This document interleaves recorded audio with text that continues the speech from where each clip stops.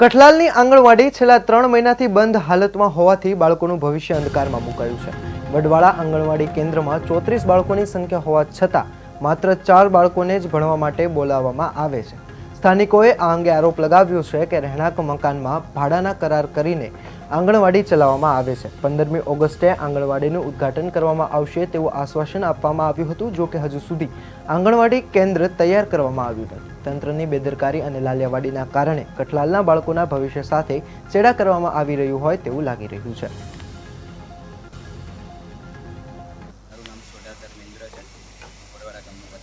છેલ્લા 3 થી 4 મહિનાની સમસ્યા છે।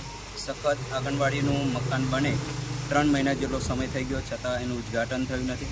છતાં અને આંગણવાડી બેન પણ સખત ગેરહાજર રહે છે। અત્યારે બાજુના મકાનમાં બેસાડે છે, ત્યાં પણ વિદ્યાર્થીઓ જે 50 જેટલા આશરે બાળકો જે ભૂલકાઓ છે તેમને બોલાવવામાં પણ આવતા નથી અને નાસ્તો પણ આપવામાં આવતો નથી। મારું નામ રાઠોડ અલકાબેન છે અને હું સીડીપીઓ છું। આંગણવાડીનું કામ ઓલમોસ્ટ પતી ગયું છે, એનું ફાઇનલ ટચઅપ બાકી છે, જેના કારણે એનું ઉદ્ઘાટન થઈ શક્યું નથી અને આ 15મી ઓગસ્ટ સુધીમાં વહેલી તકે એનું ઉદ્ઘાટન કરવામાં આવશે।